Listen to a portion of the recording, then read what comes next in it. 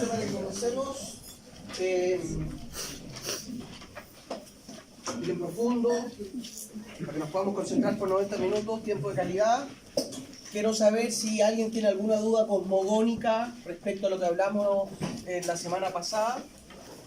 Les voy a aprovechar de avisar que mañana sí tenemos sesión de taller. Lo que voy a hacer, les quiero comentar algo, ¿no es cierto? La idea es que este curso sea lo más parecido, ¿te acuerdas que lo mencioné, ¿no es cierto?, al de Santiago, en el cual yo también hago las clases.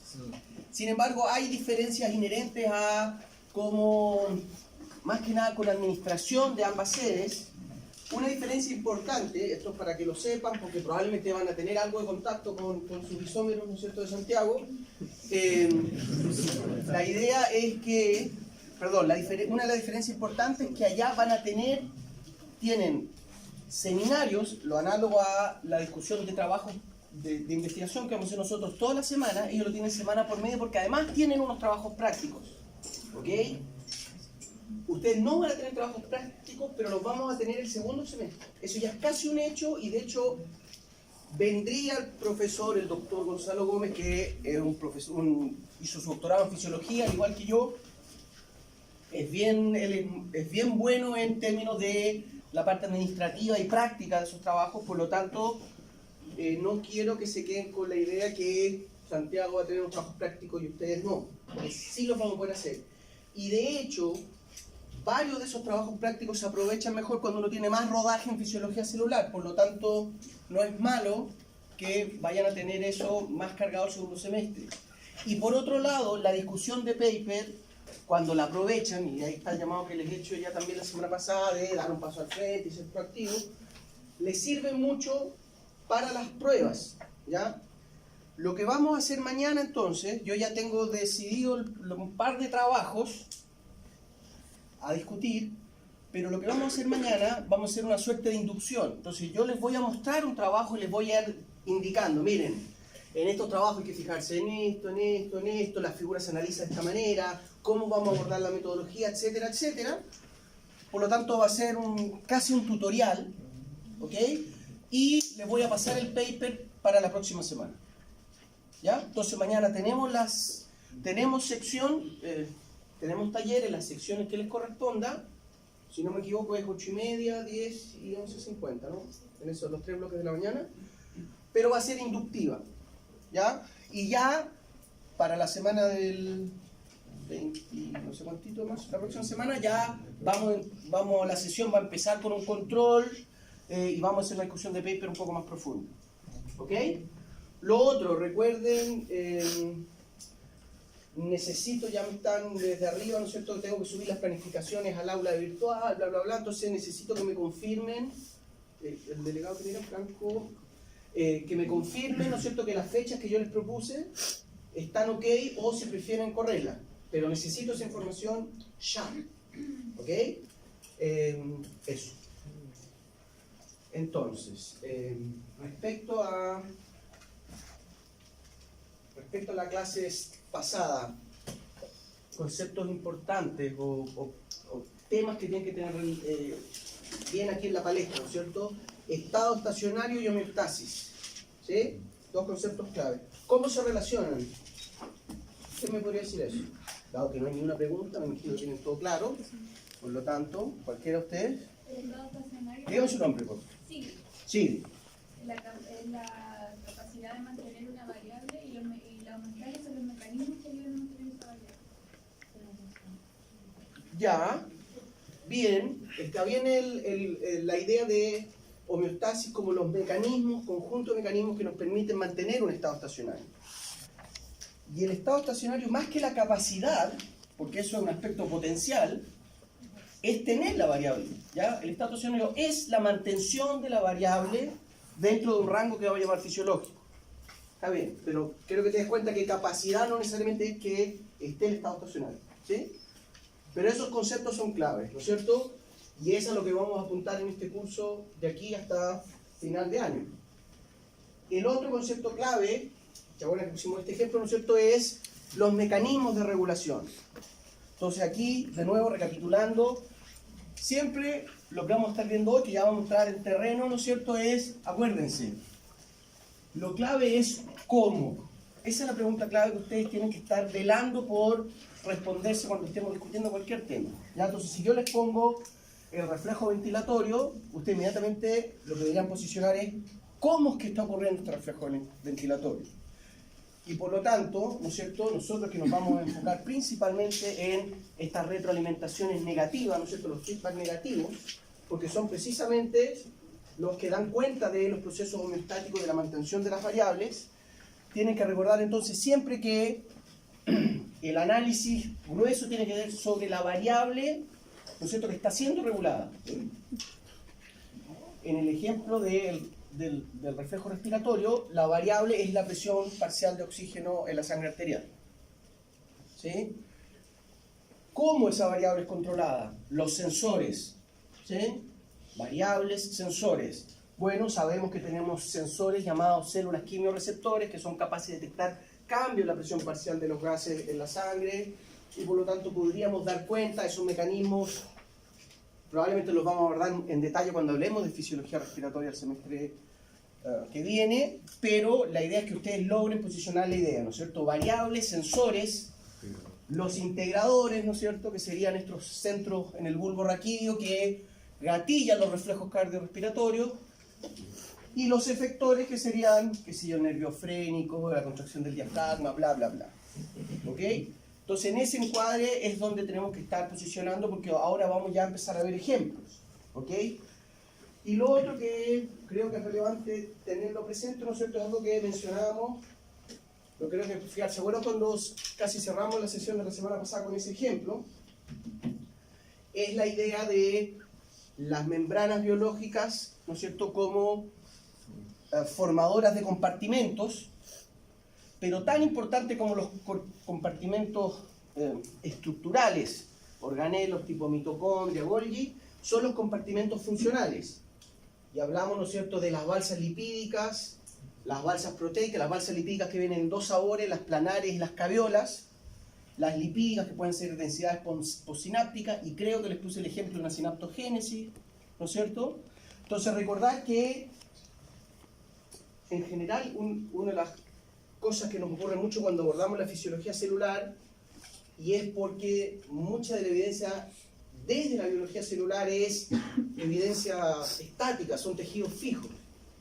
Y uno tiene esta preconcepción, ¿no es cierto?, de que es todo muy estático. Recuerden que, y aquí, ¿no es cierto?, yo apuntaba con mostrarles este ejemplo, es más asertivo imaginarse la célula como un planeta de océanos, ¿no es cierto?, y que en vez de tener continentes, proteínas que estén enclavadas, son realmente como botes que se mueven. Y ahí es muy fluido, y por eso yo le apuntaba esta idea que cuando uno fusiona dos células, uno ve rápidamente que este orden finalmente tiende al desorden y uno ve que esto se homogeniza, ¿ya?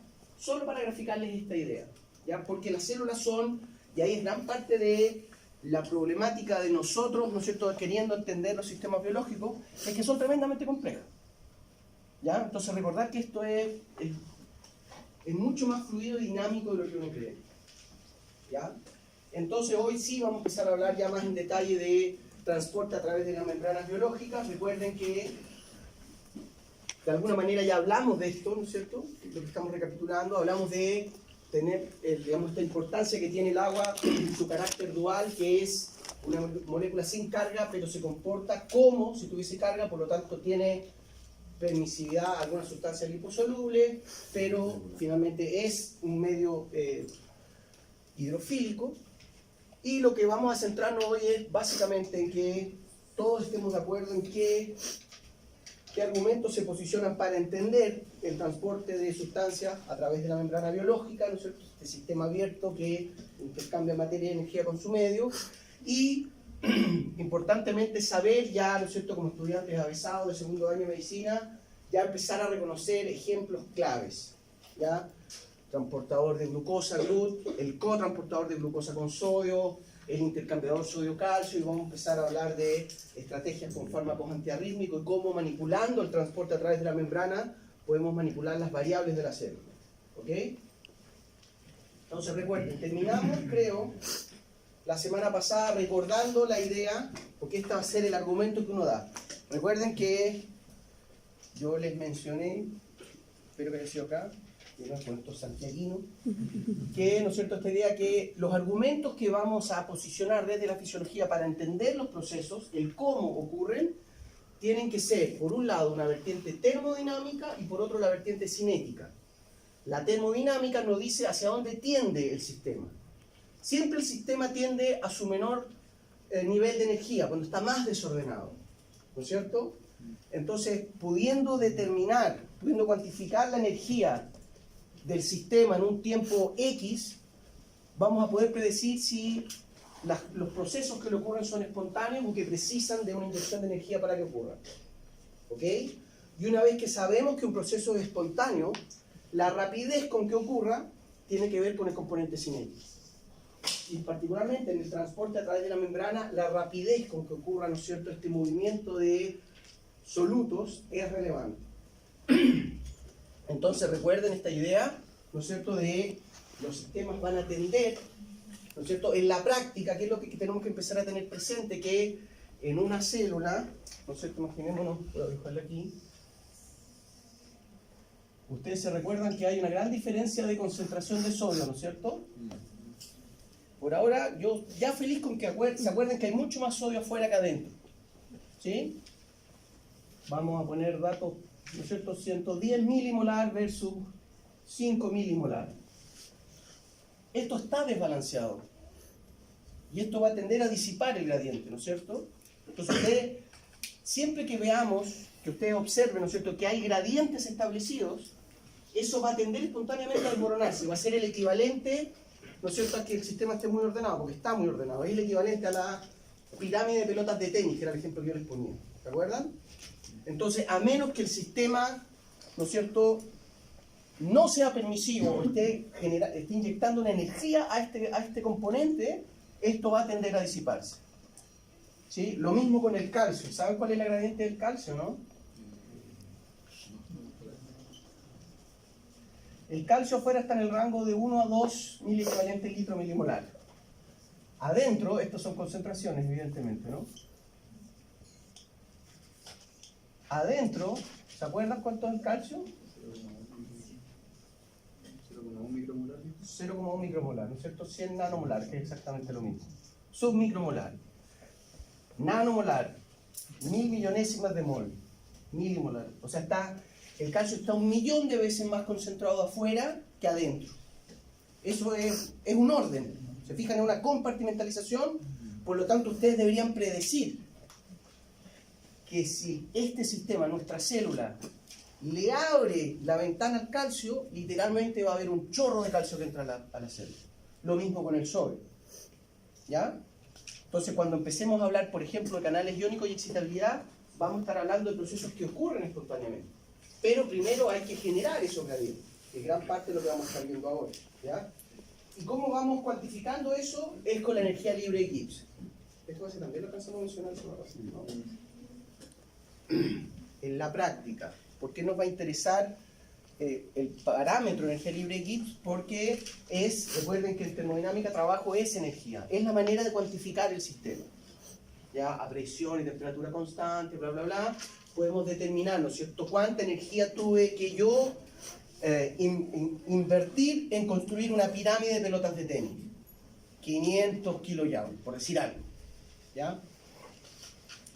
En cambio, la energía que tuve que invertir en que las pelotas quedasen completamente ramadas, 2 kilojoules, lo que me demoré en tirarlas de la bolsa donde estaban.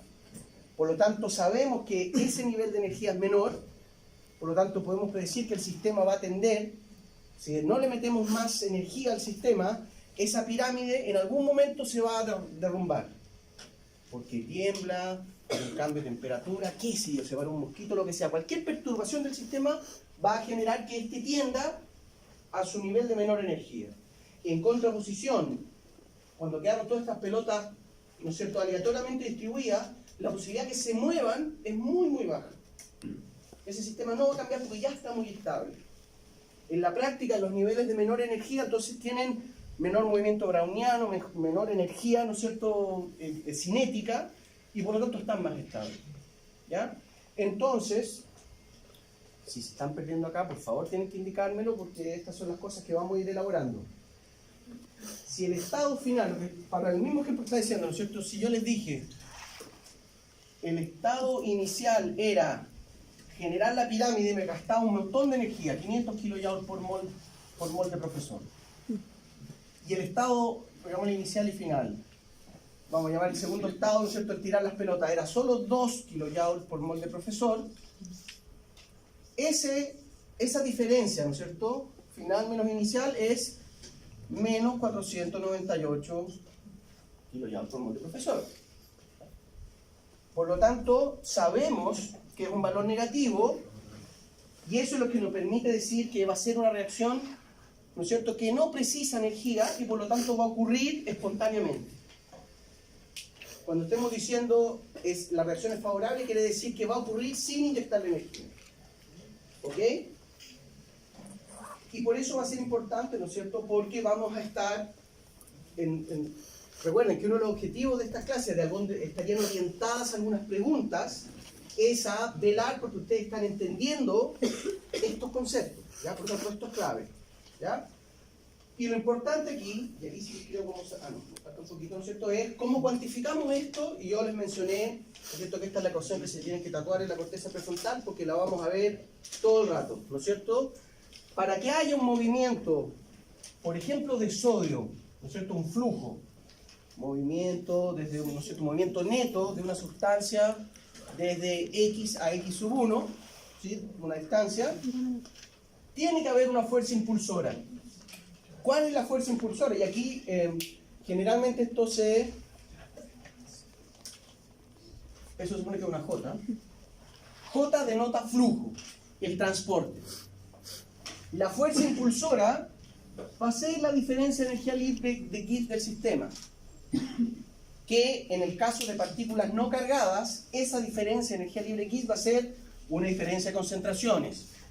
Cuando sea de electrolitos, que son solutos cargados, es la diferencia de concentración y la diferencia eléctrica. Cuando hablamos de movimiento de agua, la energía libre de Gibbs es la gradiente osmótica que se establece desde el citoplasma hacia el medio externo. Cuando hablamos del flujo aéreo, que fue un ejemplo que yo les puse, ¿no es cierto?, en nuestro sistema respiratorio, ese delta G es la diferencia entre la presión atmosférica y la intrapleural. ¿Ya? Entonces, lo que es importante es que ustedes, ¿no es cierto?, reconozcan siempre, porque esta ecuación la van a estar viendo constantemente a nivel molecular y a nivel sistémico. ¿Ya? Entonces, en los ejemplos más burdos, ¿no es cierto?, que una piedra caiga por una pendiente, ¿no es cierto?, ustedes ahí deberían reconocer que la fuerza impulsora es la diferencia de altura. ¿Sí? Pero para que caiga, la rugosidad de esa pendiente va a determinar la velocidad del transporte. Y ese es el componente resistivo.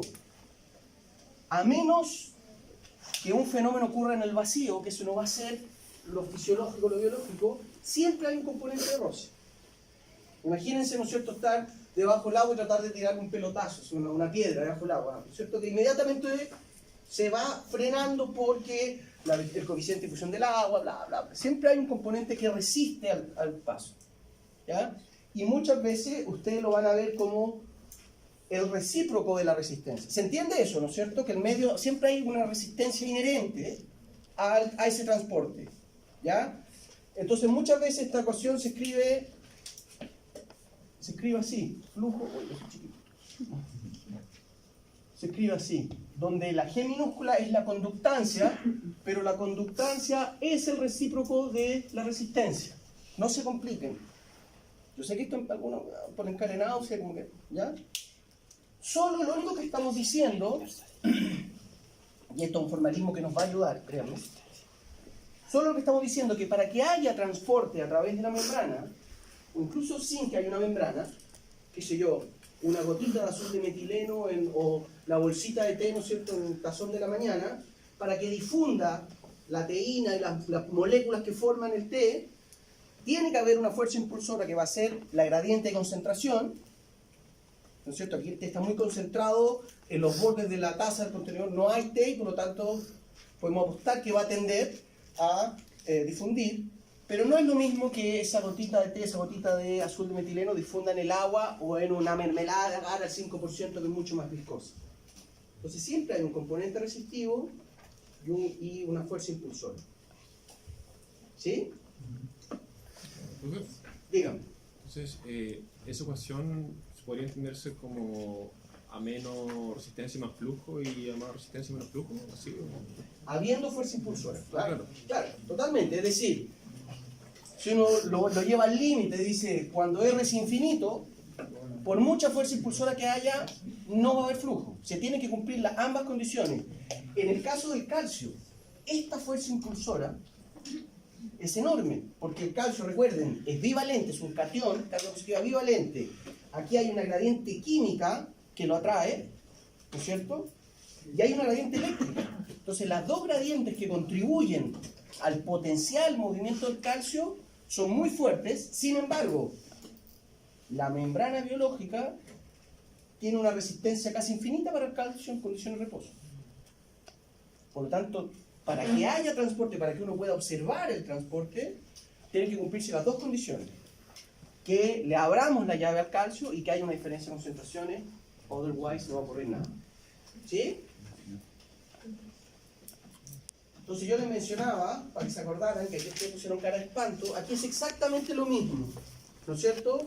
En la práctica muchas veces nosotros, cuando estemos hablando, por ejemplo, el segundo semestre de flujo cardíaco, el gasto cardíaco, vamos a decir, es 5.000 ml por minuto. Son unidades de volumen, nosotros vamos viendo volúmenes que se mueven en una unidad de tiempo. El volumen corriente en la respiración es medio litro de aire por cada ciclo respiratorio. Ese es nuestro volumen corriente que se llama. ¿Se fijan? Y la ley de Fick es una ley que se utiliza mucho porque es uno de los ejemplos más simples. La ley de Fick es una elaboración de la ecuación general de transporte. Esta es la que ustedes tienen que conceptualmente tener presente. Y ustedes debieran ser capaces de reconocer que esto que siempre les causa un poco de conmoción no es más que una diferencia de concentración en una distancia dada, ¿no es cierto? Tenemos una diferencia de concentración de aquí hacia acá en una distancia arbitraria que vamos a definir, por lo tanto podemos predecir que el sistema va a movilizarse hacia acá si es que no hay una resistencia infinita. Y en este caso, esto es nuestra fuerza impulsora y todo este mambo es el componente resistivo, que tiene que ver con el área, porque no es lo mismo estar atravesando un conducto, imaginémonos cilíndrico, pues esto que es R cuadrado, de este diámetro que una tremenda manguerota. Va a haber, ¿no es cierto?, va a haber más permisividad. Y además, hay que considerar el coeficiente de difusión del solvente, en este caso el agua, pero va a ser una constante, por lo tanto, podrían agruparla como un R, ¿ya? Pero lo importante es que sepan, porque finalmente sabemos que el coeficiente de difusión a temperatura constante, bla, bla, bla, depende básicamente de la viscosidad del solvente y del radio molecular del soluto. Mientras más pequeñito es el soluto, más rápido se mueve, más fácil se mueve a través del solvente, ¿ya? Pero aún así, lo más grosero de entender, finalmente es que para partículas no cargadas, la glucosa, por ejemplo, los gases de intercambio gaseoso, CO2, que además es el producto metabólico, o sea, no además, digamos, es intercambio gaseoso precisamente por eso, es el desecho metabólico de la célula, y el oxígeno, que lo ocupamos como último aceptor de electrones, no tienen carga, y por lo tanto ustedes pueden predecir que va a haber un componente resistivo, la membrana del alveolo, el intersticio, la membrana del capilar, los eritrocitos, todas esas barreras, pero finalmente si hay una diferencia de concentración de oxígeno desde la cámara alveolar hasta el eritrocito, va a haber un flujo negro. Lo mismo con la glucosa, ¿no es cierto? Una célula puede estar en una condición de ayuno, y cuando uno se desayuna, se toma una leche condensada, ¿no es cierto? Va a haber más azúcar afuera que adentro, vamos a tener un gradiente de concentración de ustedes, inmediatamente predicen, el azúcar va a tender a entrar. Lo que nos falta es que salvar el componente resistivo. Y vamos a hablar hoy de transportadores de glucosa, por ejemplo. ¿Se entiende esa idea, no? Para partículas no cargadas, va a haber transporte si solo si tenemos una diferencia de concentración, eso es lo que está diciendo él. Y hay alguna, ¿no es cierto?, tenemos que velar por las propiedades de ese soluto. Si es liposoluble, va a atravesar la membrana. Por eso, creo que yo les daba ese ejemplo, por eso en la industria farmacéutica muchas veces se hacen fármacos liposolubles, para que este componente resistivo no tenga tanta cosa rara, ¿no es cierto? Y por lo tanto, si es liposoluble va a atravesar la membrana y no va a precisar transportadores ni nada. Estoy simplificando muchísimo, pero eso es lo que se hace, ¿no es cierto? Eso, perdón. Y muchas veces, de nuevo, estos formalismos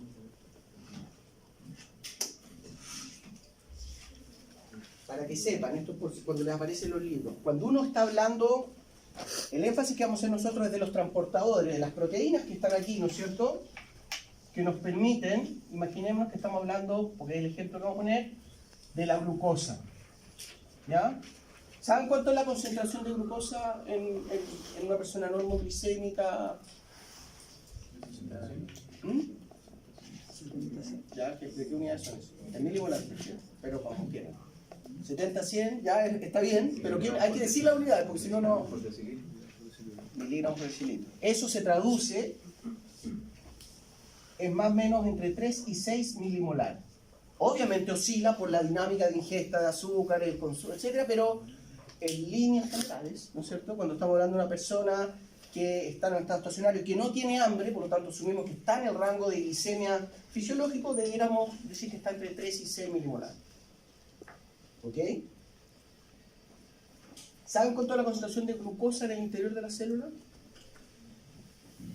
Aquí hay una estrategia que ocupa la... ¿Se acuerdan qué es lo que le pasa a la glucosa apenas entra en una célula?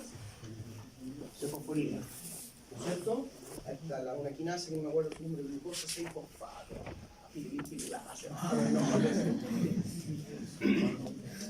Desde el punto de vista termodinámico, la glucosa fosfatada técnicamente ya no es una glucosa. Por lo tanto, el sistema se comporta como, acuérdense que esto siempre es interpretación, el sistema, como cuando uno lo observa, se comporta como si la glucosa adentro fuese cero. Porque apenas se fosforila, ya no es glucosa 6-fosfato. ¿Está? Y esa, que es una buena estrategia porque la empalma con la oxidación de la glucosa, producimos ATP, NADPH, bla, bla, bla, bla, bla, pero además nos garantiza que incluso si estuviésemos espantosamente hipoglicémicos, aún así la glucosa tiende a entrar. Entonces es una súper buena estrategia desde el punto de vista de fosforilarla y empalmarla en el metabolismo celular, pero además nos garantiza que esta gradiente va a existir siempre. Recuerden que nosotros tenemos muy buenos mecanismos de amortiguar la hipoglicemia. Nosotros, si yo hago, qué sé yo, comunero mapuche, 2 semanas en huelga de hambre, pasa. Espero que todos lo sepan, ¿cierto? Ese comunero, si ustedes lo van a monitorear, probablemente después de 3 días de ayuno va a seguir, va a estar en el rango más bajo, pero va a seguir normoglicémico. Y sabemos que tenemos estrategias, ¿no es cierto?, la gluconeogénesis, esto no lo pasa en el colegio, ¿sí? Entonces del hígado empezamos primero las reservas de glicógeno. Si sigue habiendo, ¿no es cierto?, no hay ingesta de azúcares, empezamos a ocupar, ¿no es cierto?, los rollitos. Y hacemos gluconeogénesis desde los lípidos, desde las proteínas, y empezamos a perder masa muscular. Cuerpo cetónico, etc. Entonces tenemos muchas estrategias de meterle combustible a la locomotora. ¿Ok? Pero aún en esas condiciones, que ya cuando empieza a haber pérdida de masa muscular, ya la persona empieza a estar hipoglicémica, empieza a caer del rango, empieza a reportar problemas neurológicos, ¿no es cierto?, se pierde, se puede desmayar, pero aún así la glucosa entra siempre a la célula. ¿Ok? ¿Por qué dije? Entonces nosotros nos vamos a estar concentrando en los transportadores. Cuando uno se concentra en los transportadores, y esto es de la mirada arbitraria, uno habla de la resistencia o de la conductancia. En general, vamos a hablar mucho de la conductancia, porque nos interesa que cuando el fenómeno ocurre, no cuando no ocurre. No nos interesa que los canales de sodio estén cerrados, nos interesa cuando se abren. Por eso no vamos a hablar de la resistencia, sino que de la conductancia, el recíproco. ¿Ya? Pero cuando uno lo ve como el sistema total, no está concentrado en los transportadores, sino que en toda la célula. Por ejemplo, ¿cómo se hacen estos experimentos? Vamos a ver en algunos papers. Uno agarra una fibra muscular aislada, un hepatocito aislado, lo pone en una solución y lo empieza a bañar esa célula con una glucosa radioactiva, que tiene uno de sus grupos hidroxilo con en vez de un hidrógeno, un deutero, o un tritio, ¿ya? Y después uno ve, después de un minuto, sabiendo la concentración de glucosa que puso afuera, asumiendo que adentro es virtualmente cero, uno ve cuánto centelleo radioactivo tiene la célula y puede determinar cuánta glucosa entró, cuánto tiempo, etcétera, etcétera. Y ahí ustedes están haciendo un experimento con una célula completa, no tienen la más pálida idea de qué transportadores hay ahí, y ahí uno habla de la permeabilidad de la célula, de la membrana. Entonces, de nuevo, la permeabilidad,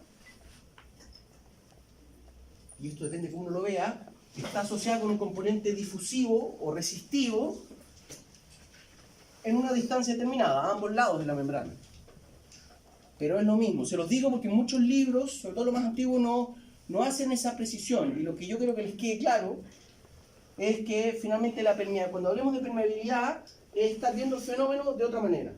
Pero es este componente, ¿no es cierto? La membrana es altamente permeable al potasio. Todos han escuchado eso, ¿no es cierto? En reposo, la membrana es altamente permeable al potasio. Y eso es cierto, pero eso es cierto porque el potasio, que está muy acumulado adentro de la célula,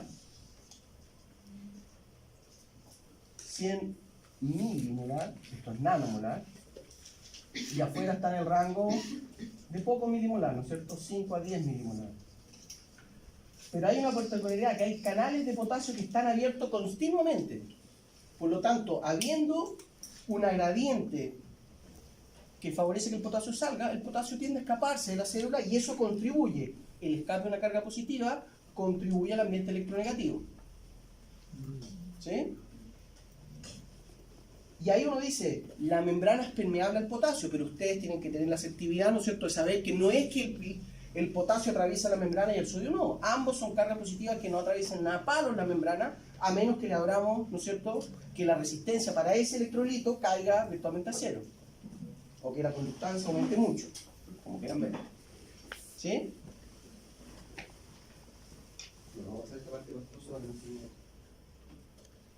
Entonces, lo otro que también es importante, recuerden que aquí vamos a ver gráficos, vamos a tener que interpretar gráficos en las pruebas, ¿ya? Este es el caso más simple. Esto debieran, ¿no es cierto?, distinguir que estamos hablando de la ecuación general de la recta. ¿Sí?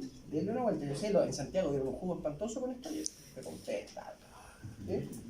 Pero yo antes de saltar aquí dije, a ver, ¿y esto cómo se grafica? Debieran poder hacerlo.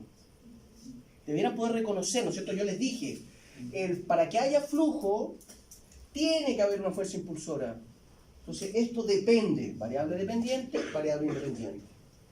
Variable dependiente, variable independiente. ¿Sí? ¿Lo ven, no es cierto? Sí. Si no lo ven, revisen. Pero este es el ejemplo, o sea, no puede haber algo más simple que esto. ¿Ya? Si no lo ven claro, pregunten. Entonces, esto es lo que vamos a empezar a hacer nosotros, ¿no es cierto? Cuando hay difusión simple, lo que estamos viendo, pongámonos, recuerden, creo que esto se lo dije también. Para analizar una figura, un gráfico, háganlo súper lentamente. Entonces, primero uno lo describe y después lo analiza. A veces uno tiende a atropellarse. Entonces, cuando tenemos en particular 3 funciones en el mismo gráfico, mi consejo es que se concentren en una. Por ejemplo, en esta condición, en estado 2. Esta G es la conductividad del sistema, ¿no es cierto? La conductancia. Lo único que nos dice esto es que pudimos reconocer que el flujo depende de la fuerza impulsora. Tiene que haber una gradiente de concentración para que veamos un flujo. Tiene que haber, si la glucosa dentro de la célula, arbitrariamente nosotros cargamos la célula con glucosa, no va a haber un flujo neto. ¿Sí? Pero también tiene que haber transportadores de glucosa. ¿Sí? Y cuanto mayor es esa diferencia de concentración, en este caso, más flujo tengo. ¿Sí? En sistemas, ¿no es cierto?, de difusión simple, solutos no cargados, no hay limitante. Esto es una ecuación lineal que potencialmente llegaría al infinito. En la práctica, lo que limita el flujo va a ser el contenedor, la célula. Imagínense una gotita de azul de metileno en un vaso precipitado, lo que limita la difusión de ese azul de metileno es el contenedor. Ahí llegamos a una concentración final porque el contenedor ya no es más grande. Pero formalmente esto va a difundir hasta el infinito. Es lo que se conoce como una cinética no saturada. ¿Sí? No satura. ¿Ok? Y la pendiente tiene que ver con la resistencia. Mientras menor sea la resistencia, más flujo va a haber.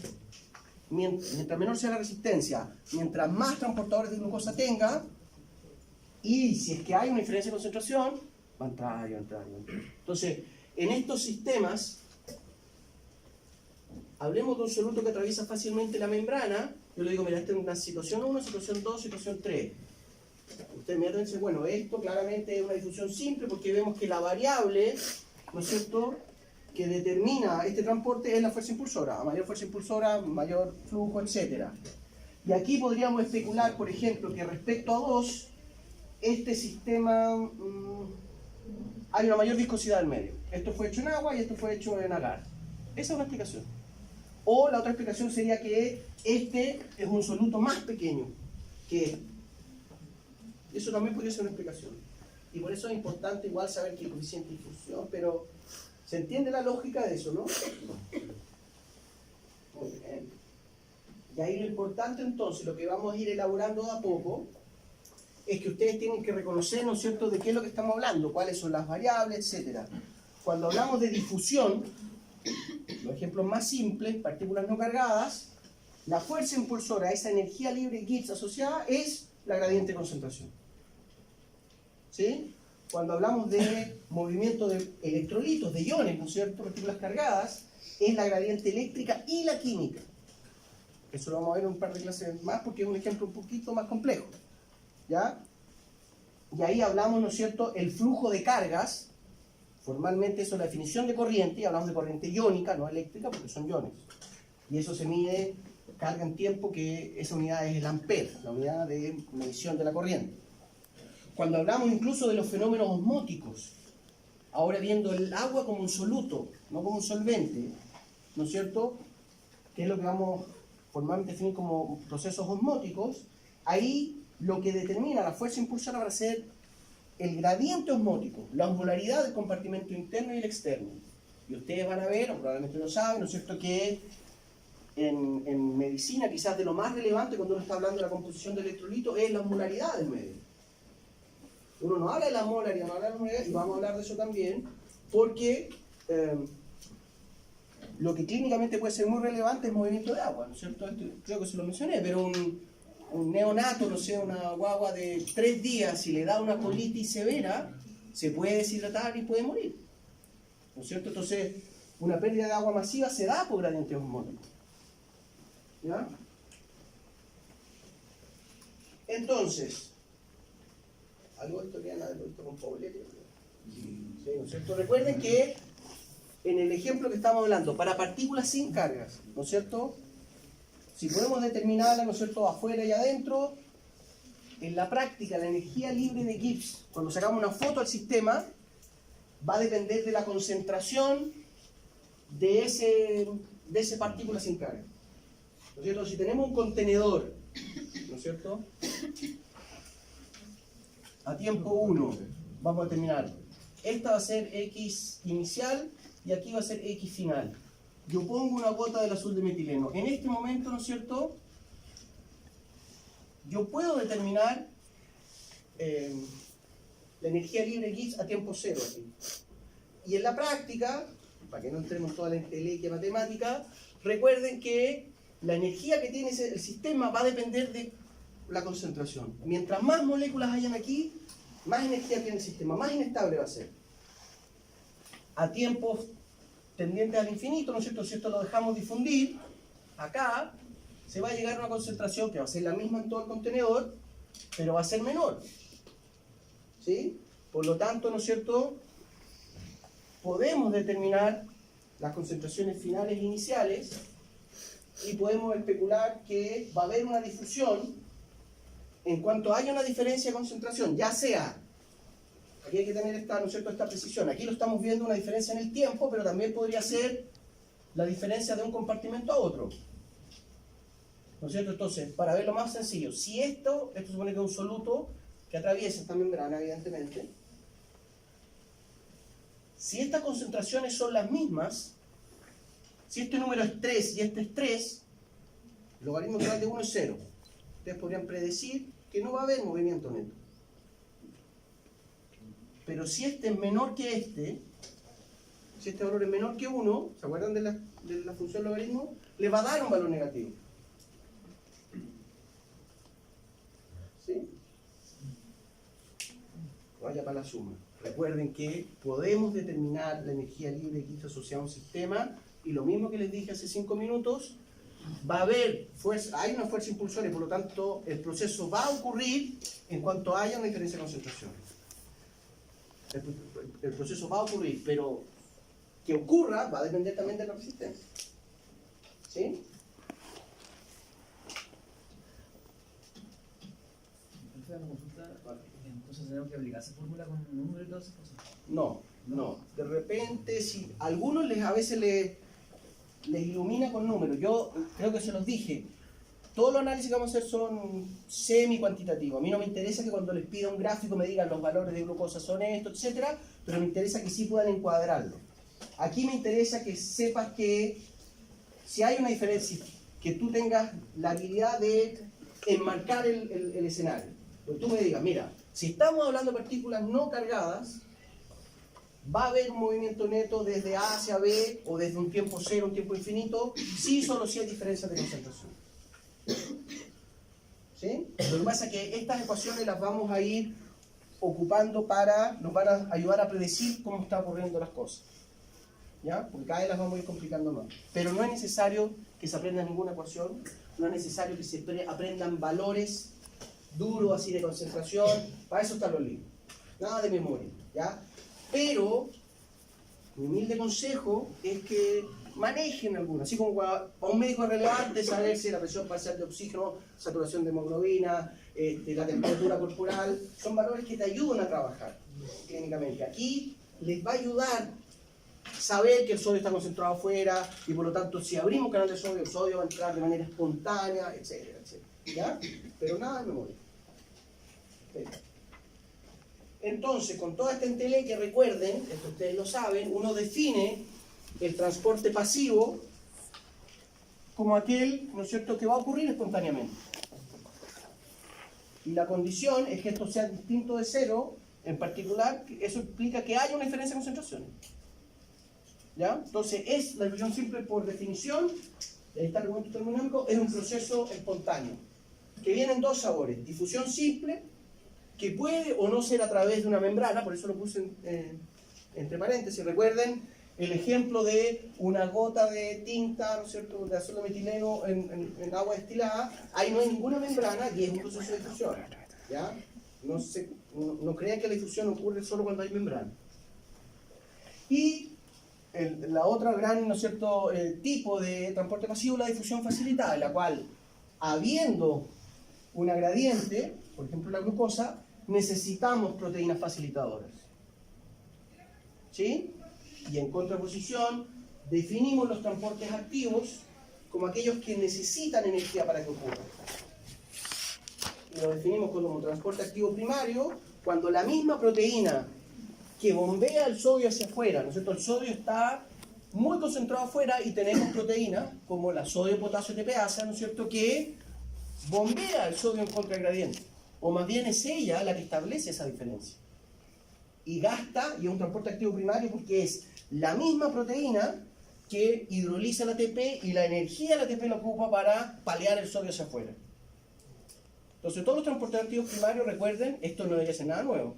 O sea, recién estamos poniéndole escenario lenguaje común. Básicamente las ATPasa, la calcio TPasa, la sodio-potasio TPasa, la sodio-protones TPasa. ¿Sí? Y el transporte activo secundario, como vamos a ver los ejemplos, ¿no es cierto?, es el que precisamente se acopla a esa energía para generar otro proceso de transporte. Hay un ejemplo emblemático, es el intercambiador sodio-calcio que ya se los voy a mostrar. Es decir, aprovechándonos de que está muy acumulado el sodio, la proteína le ofrece un sitio de unión al sodio y con esa energía que tiene el sodio para entrar, ¡boom!, bombea un calcio para afuera. Y el intercambiador sodio-calcio es uno de los que nos permite mantener estas concentraciones obscenamente pequeñas de calcio. Porque si no podemos mantener el calcio submicromolar, se activan las ionquinasas, las caspasas y hay apoptosis. Recuerda que mencionábamos que una variable que determina que una célula es viable es los niveles de calcio submicromolar. ¿Sí? Y todo lo que está detrás de esto, los argumentos que ustedes tienen que empezar a posicionar son los cambios conformacionales. ¿Ya? Recuerden que las proteínas de membrana son muy flexibles, muy dinámicas. Yo no lo puedo hacer, pero si uno agarra un pelo y lo tensa, se enrosca completamente. ¿Sí? Las proteínas de membrana, lo mismo. Son como algas en el océano. ¿Ya? Y tienen muchas conformaciones. Entonces, por ejemplo, imaginémonos que esto es GLUT, que es el transportador de glucosa, uno de los transportadores más estudiados, por razones que espero que sea obvio a ustedes. ¿No es cierto? Sabemos que el GLUT tiene al menos 3 estados conformacionales. Uno que tiene, imaginémonos que esto es el medio externo. En condiciones de reposo, su conformación estructural, ¿no es cierto?, puede ser cualquiera, pero la que la vamos a encontrar el 90% de las veces en ausencia de glucosa es ofreciendo un vestíbulo en el cual la glucosa encaja cual llave en una cerradura. Por lo tanto, usted inmediatamente, y así uno esgrime el argumento, este es el estado energético más bajo del transportador de glucosa en ausencia de glucosa. Porque si este fuese el más bajo, estaría así, y no transportaría glucosa. ¿Sí? Cuando se une la glucosa, ahora este complejo que se va a llamar el complejo, tradicionalmente se llama el ligando receptor, pero sería glucosa transportador. Cuando se une la glucosa, le cambia la energía al estado, se estabiliza en otra estructura, en otra conformación. ¿Cuál? Una conformación en la que ahora el vestíbulo donde está la glucosa está hacia el citosol y además pierde la afinidad por la glucosa. Por lo tanto, se suelta. Y apenas se suelta la glucosa al transportador, vuelve a su estado conformacional más estable en ausencia de glucosa, que es este. Y el ciclo se repite y se repite en cuanto haya una diferencia de concentración. ¿Sí? Así es como tenemos que ir esgrimiendo así como hemos aprendido mucho de transportadores, etcétera, etcétera, y su manipulación farmacológica. ¿Ok? Cambios conformacionales, ¿no es cierto? Hay diferentes energías libres en cada uno de estos estados, ¿no es cierto? Cuando hablemos que el canal de sodio está cerrado, está abierto, ¿no es cierto? Se depolariza la membrana, el canal de sodio voltaje dependiente se activa. Eso quiere decir que la despolarización de la membrana, ¿no es cierto?, este aumento de carga positiva, generó la energía libre que permite que el canal se abra. Y apenas pasa esa polarización, ¡pum!, el canal cambia su estado conformacional y vuelve al más estable. Esa es la lógica que tenemos que entender. ¿Ya? Entonces, el argumento que se esgrime es termodinámico, estabilidad de esta proteína, y la velocidad con que ocurre esto es la cinética. Entonces tenemos algunos tipos de transportadores GLUT que tienen una cinética muy grande, otros más lenta, y por lo tanto, si hacen menos veces el paleo de glucosa de un lado para otro, se transporta menos. ¿Sí? Por eso también es importante, que es lo que vamos a ir posicionando. Miren este ejemplo.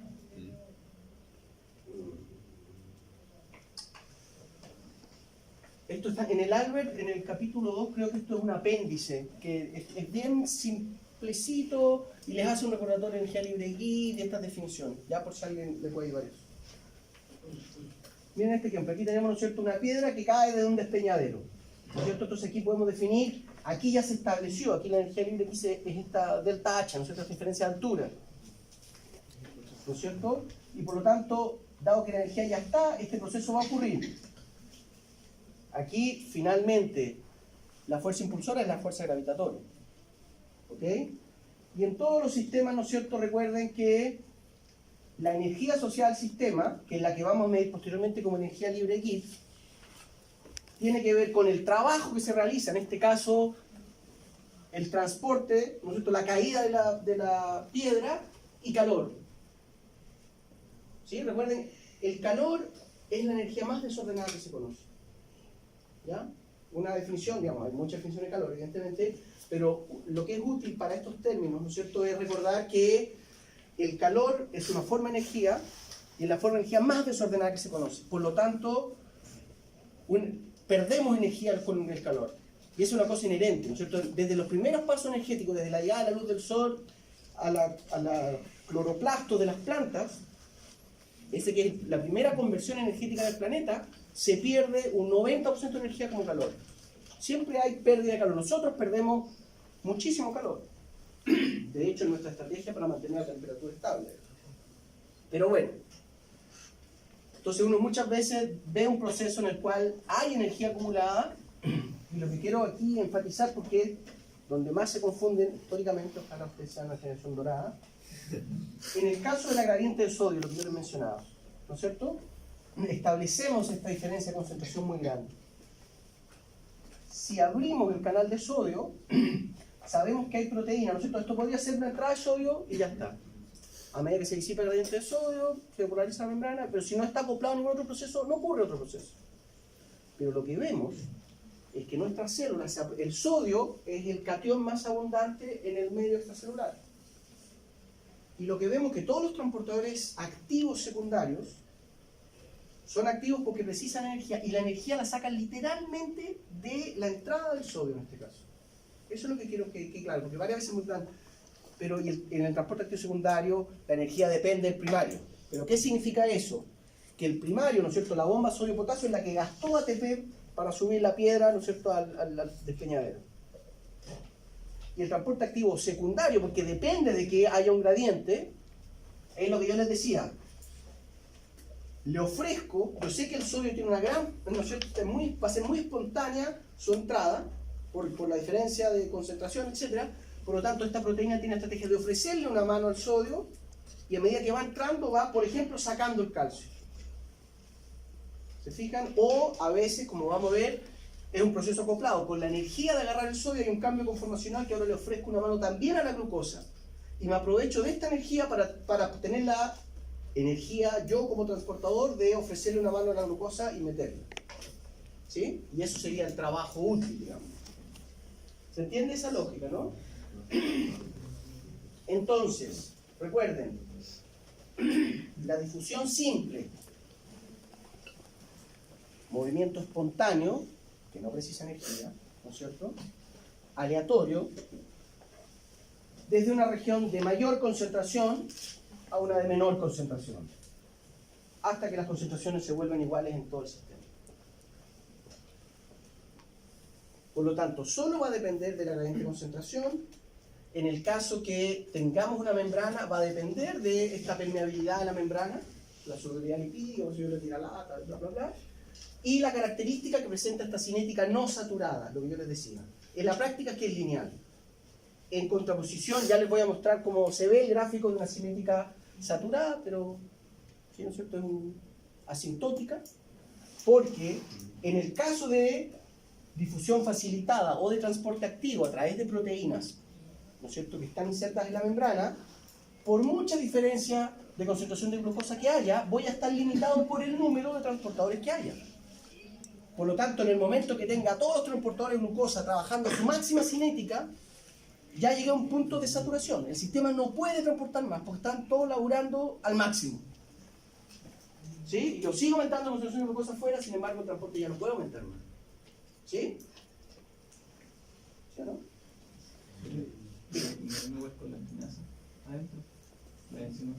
Sí, es lo mismo, y de hecho es la cinética clásica, Michael Menten y todo eso, pero sí, van a estar dependiendo. Entonces, esto, lo último que vamos a elaborar sobre la difusión simple, ¿no es cierto?, que este proceso es el ejemplo más simple, siempre parte de lo simple, construyendo lo más complejo.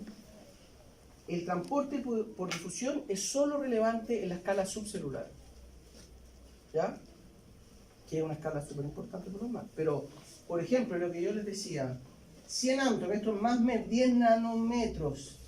Esto es el ancho del grosor de una membrana biológica, la bicapa lipídica, ¿ya? Que una molécula de oxígeno atraviese por difusión simple la membrana biológica se demora 0,1 microsegundo, una décima de millonésima de segundo. bastante razonable. ¿Se fijan? Una célula grande, las motoneuronas alfa espinales en el cuerno ventral de la médula espinal. ¿Se acuerdan? Eso es morfo 1, ¿no? 2. O sea, están bien. Pero las conocen, todos han visto, ¿no es cierto?, la mariposita, la médula espinal, las motoneuronas. Esas son de las células más grandes, de las neuronas más grandes que hay en nuestro cuerpo celular. ¿Sí? En el rango de 100 micrómetros tiene esa célula, un pastelón más o menos, ¿no es cierto? Que una molécula de oxígeno atraviese todo el cuerpo celular de la motoneurona le toma 10 segundos. Ya a nivel celular 10 segundos es bien lentito. ¿Ah? Para no ir con todo, para no darle la lata. El ventrículo izquierdo, que es un bistoco, ¿no es cierto?, el que hace la fuerza para bombear la sangre a todo nuestro sistema, 2 centímetros de ancho el bistoco. 5 días se demoraría el oxígeno, si pensamos, ¿no es cierto?, que desde las arterias coronarias un oxígeno difunde, atraviesa el endotelio, la musculatura lisa, el miocardio y llega a la cámara ventricular, 5 días se demora. No tiene ni un sentido, no tiene ninguna relevancia. Y lo que vemos que nuestro sistema, ¿no es cierto?, cuando uno, por ejemplo, compara incluso animales como los artrópodos, los insectos, no tienen un sistema respiratorio, porque son tan pequeñitos que el oxígeno difunde desde mayor concentración en el medio hasta el interior del bicharraco. Y ya es relevante. En cambio, nosotros, que ya somos animales, ¿no es cierto?, más estructurados, con más barreras mecánicas, etc., necesitamos otra estrategia. Y surgió la hemoglobina, la mioglobina, ¿no es cierto?, proteínas que el ancho de la interfaz alveolo-capilar en el pulmón y la circulación menor, unos pocos micrómetros, si es que uno no tiene una inflamación. Y ahí empieza, pues ahoga, ¿ok? Aquí es relevante, una milésima de segundo. Pero apenas entra, el oxígeno es atrapado, esquelado por el anillo de hierro, ¿no es cierto?, se oxida el hierro de la EM, y ahí hay otro sistema de transporte que es súper efectivo, bla, bla, bla, ¿ok? Pero la difusión simple es solo relevante en la escala celular. Entonces, la hemoglobina recorre todo el cuerpo y llega, por ejemplo, a una célula renal que están trabajando en el túbulo proximal, absorbiendo sodio, bla, bla, bla, suelta el oxígeno al lado de la membrana de la célula y ahí el oxígeno difunde muy rápido a la célula porque hay un gran gradiente de concentración. ¿Sí? Entonces, difusión simple. La difusión facilitada, y esto es lo mismo también para cualquier tipo de proteína que transporta, por lo tanto es lo mismo para transporte activo primario y secundario. Sus características son, en el caso de la difusión facilitada, es pasivo, es decir, es un proceso espontáneo, él está ayudando, lo que está haciendo es, dado que hay una energía de libre favorable, el facilitador está disminuyendo la resistencia a que el proceso ocurra, ofreciéndole una manito a la glucosa, ¿no es cierto?, y permitiendo su transforme. Es pasivo. Es selectivo, es decir, el transportador de glucosa transporta glucosa, pero no transporta ATP, no transporta lípidos. Hay una selección, ¿ya? Y vamos a ver que hay facilitadores mucho más selectivos que otros. Por ejemplo, en los canales iónicos, particularmente los canales iónicos activados por voltaje, de los cuales vamos a hablar, son tremendamente selectivos y se dan cosas aparentemente paradójicas. El potasio es más grande que el sodio, ¿ya? Sin embargo, el sodio no pasa por el poro del canal de potasio. ¿Se fijan? Y realmente el canal de potasio es tremendamente selectivo para el potasio. ¿Se fijan? En cambio, los transportadores del tipo GLUT, los que vamos a empezar a ver ahora, se llaman así, transportadores de glucosa, eso los tiene que identificar como difusión facilitada de glucosa.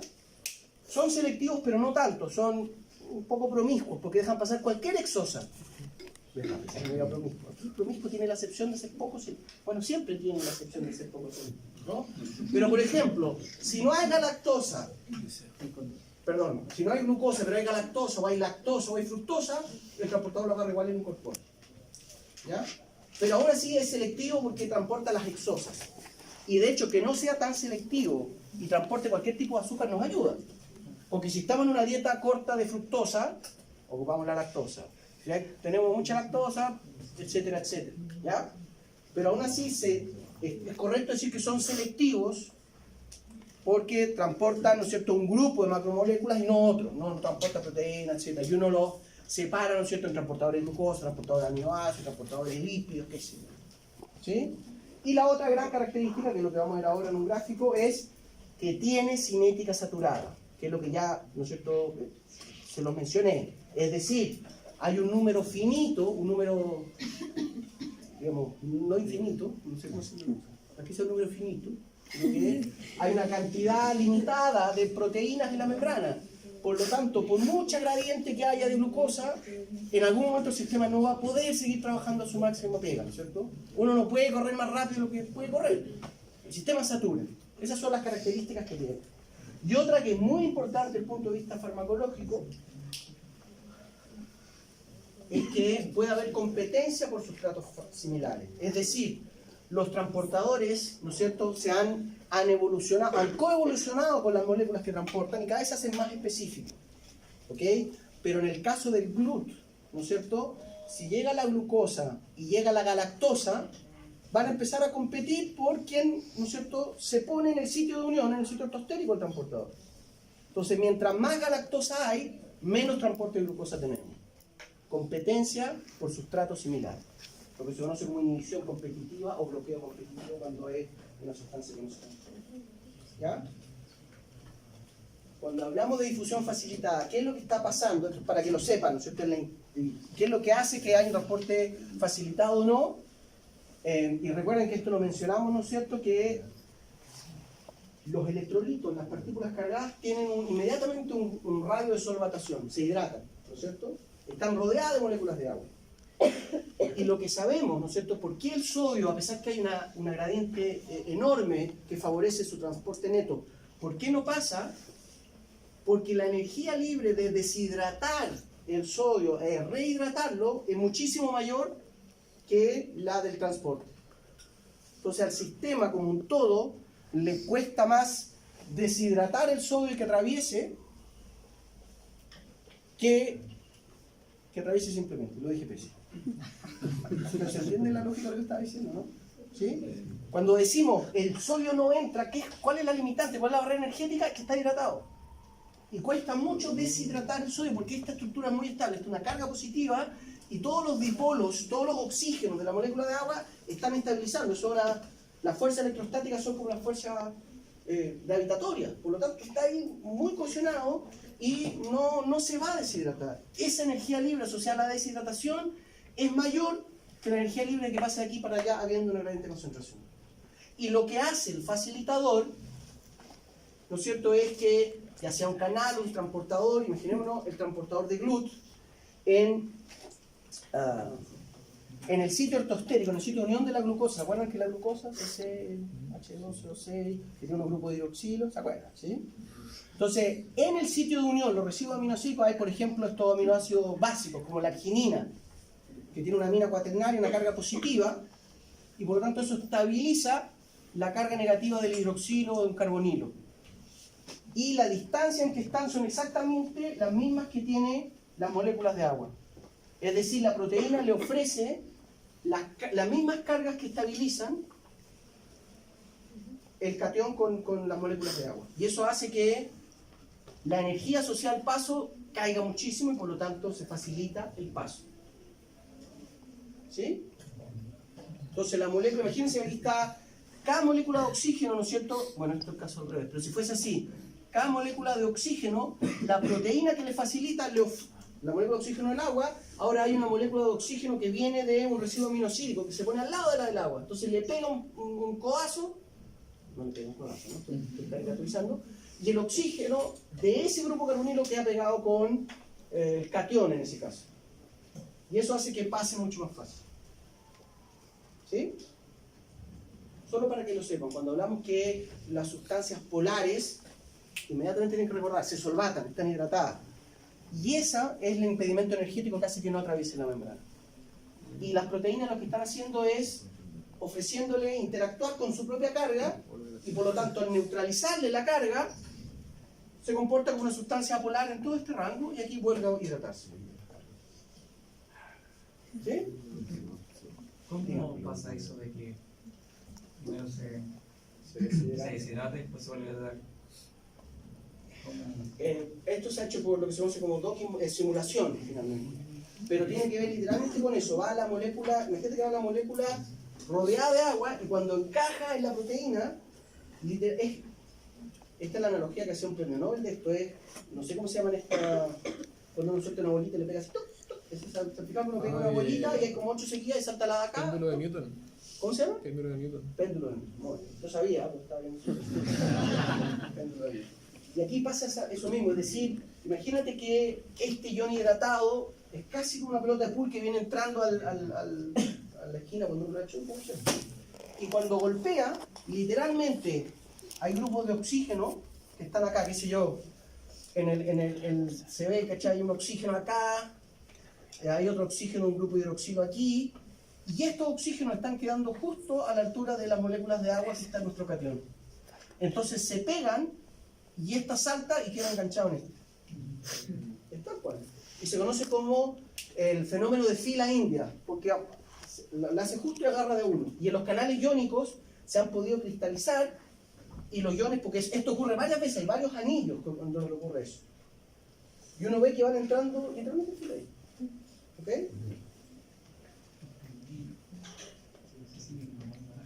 Chicos, chicas, chiques. Este es el gráfico que se lo tienen que aprender súper requete de memoria. No aprender de memoria, tienen que entenderlo. Porque de partida, garantizado que está en la prueba. Garantizado, garantizado, garantizado. ¿Ok? Tiene que ver con cinéticas de transporte facilitado. Facilitado aquí me estoy refiriendo a que hay una proteína facilitadora. No que sea difusión simple o transporte activo. ¿Ya? Aquí se está haciendo... entonces recuerden, siempre describamos primero y después analizamos. Pasa de captura de glucosa. El flujo de la glucosa, ¿no es cierto? ¿Qué tan rápido estamos capturando la glucosa? En función de la concentración externa de glucosa. Aquí, ¿por qué se dice la concentración externa y no la diferencia de glucosa? Porque uno está suponiendo, esto es una cosa experimental. Lo que yo mido es, lo que yo conozco es la concentración del medio externo, que es la que yo como experimentador estoy manipulando. Y estoy suponiendo que la concentración de glucosa interna es virtualmente cero porque se está fosforilando constantemente. Entonces, en la práctica, el encuadre es concentración de glucosa, que sería la gradiente de concentración, transporte de glucosa. El día de mañana basta con que ustedes pongan diferencia de concentración de glucosa, transporte de glucosa. Ni siquiera en esta primera etapa, ni siquiera las unidades. Aquí quizás sería lindo que pusieran 1000 igual, ¿ya? Pero no cantidades, ¿ok? ¿Qué es lo que está mostrándonos este gráfico? Lo que yo ya les decía, ¿no es cierto? El ejemplo más simple, la difusión simple, una ecuación lineal. ¿Sí?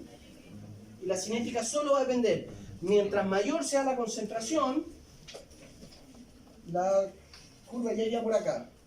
Y eventualmente, esta curva podría estar por sobre la difusión a través del transportador. ¿Ya? Entonces, en general, ¿qué es lo que observamos siempre? Que en las concentraciones mínimas, cuando esto tiende a cero, la difusión, ¿no es cierto? Perdón, el transporte a través de una proteína transportadora es mucho más rápido que la difusión simple. Pero empieza a saturar a medida que es tanta la concentración de glucosa que ya están todos los transportadores funcionando. ¿Sí? Por lo tanto, podemos determinar un parámetro que se conoce como, esto descansa mucho en enzimatología, probablemente vieron Michaelis Menten. Sí, ¿no es cierto? Entonces, aquí tenemos la Vmax o la Jmax, flujo máximo, ¿no es cierto? Que básicamente nos está hablando de la máxima capacidad de transporte en estas condiciones. ¿Sí? Y eso es lo que uno conoce, un concepto clave que en fármaco lo van a ver muchísimo, es lo que se conoce como la eficacia. Eficacia del sistema. Y es lo que es lo biológicamente relevante, lo que nosotros, recuerden, nosotros queremos hablar de transporte. ¿Se fijan? La eficacia del sistema. ¿Qué tan buena es esta célula para transportar el ion? ¿Ok? La eficacia. Vmax. Y el otro concepto, recuerden, es la Km. También la conocemos como la S50. Concentración máxima 50. ¿Ya? Que es un parámetro arbitrario, ¿no es cierto?, en el cual, dado nuestro flujo máximo, Jmax o Vmax, calculamos el flujo máximo medio y definimos esa concentración. Y eso es lo que llamamos la potencia del sistema. Y cuando nos centramos ya en la intimidad del transportador y de su transportado, esto es la afinidad. La KM nos da cuenta de la afinidad. ¿Ok? Entonces, ¿qué es lo que nos está diciendo esto? Que en este caso, nosotros, como no nos han dicho nada, nosotros vamos a suponer que esto es la captura de glucosa en una célula que tiene solo un tipo de transportador. Nosotros vamos a decir, ya, vamos a suponer que esto es GLUT, que sea un tipo de una isoforma de GLUT, GLUT2, por ejemplo. ¿Ah? Y nosotros decimos, esto tiene un flujo X, ¿no es cierto?, máximo, y tiene una KM, definimos su afinidad, en el rango de 1,2 milimolar. Y esto es una medida, la potencia, la afinidad, es una medida de la fuerza de cohesión entre el ligando, en este caso la glucosa, y el transportador. ¿Ok? Y los dos parámetros son importantes y son independientes. Esto es lo que quiero que quede claro porque muchas veces se presta a confusión. Es decir, la KM solo nos está hablando, por ejemplo, si tuviésemos un gráfico así. Miren. Creo que se lo voy a mostrar, pero igual lo vamos a ir haciendo. Aquí tenemos un caso 2 en que llegamos a una misma Vmax, ¿ya? Pero nuestra KM es mayor, perdón.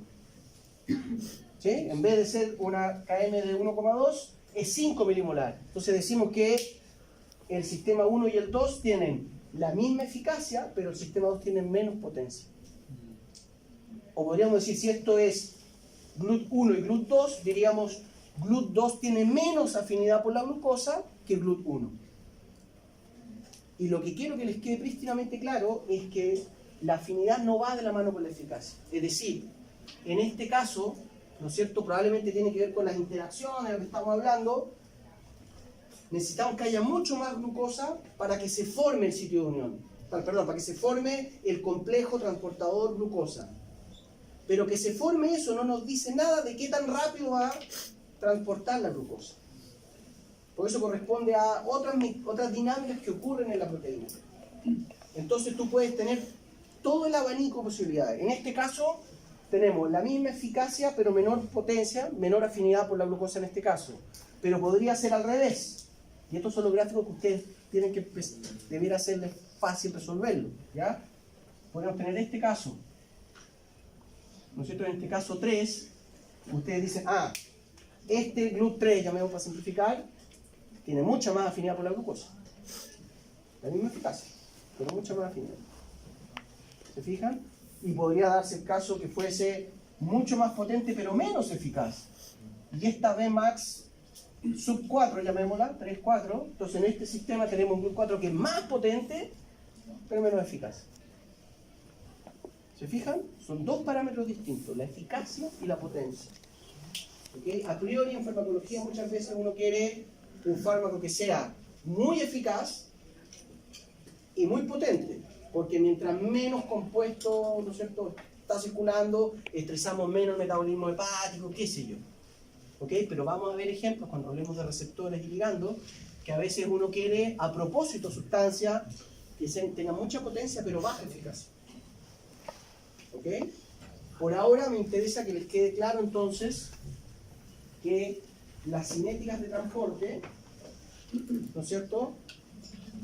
La difusión pasiva, ecuación lineal, porque solo depende de la gradiente de concentración, y esta pendiente, que sea más para o no, tiene que ver con dinámicas propias de el tamaño del absoluto que está difundiendo, la viscosidad del medio, pero asumamos siempre el medio acuoso y ya está.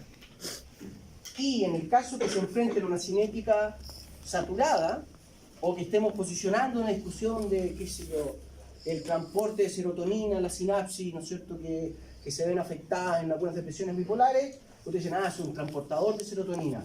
Tenemos que determinar qué tan eficaz es y qué tan potente es con, ¿no es cierto?, qué tanta afinidad tiene por la serotonina. ¿Ya? ¿Sí? Voy a decir otra cosa que esto también puede ayudar a entender.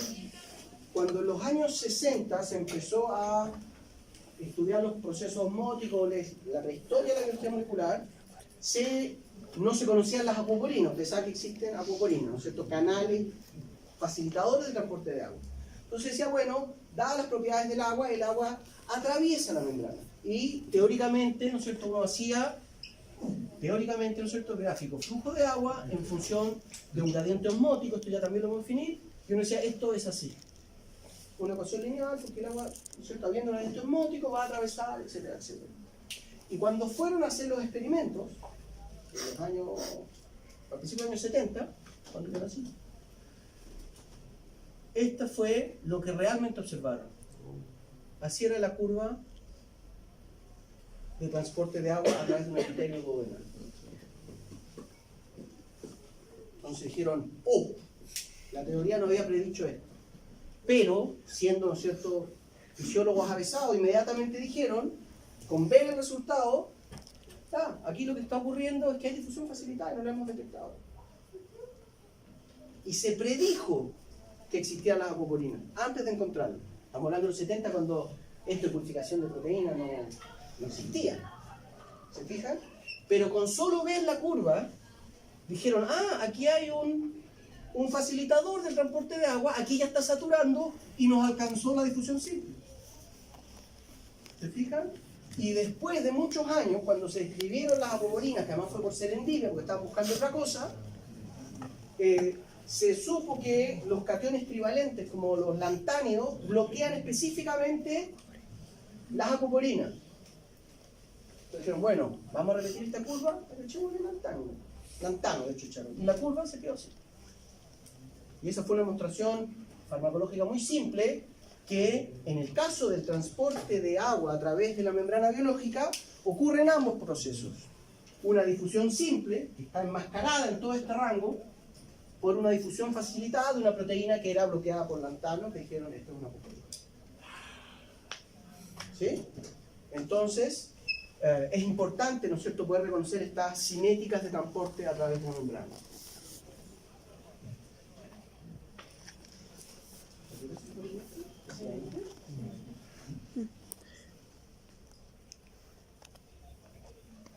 Ya, dejemos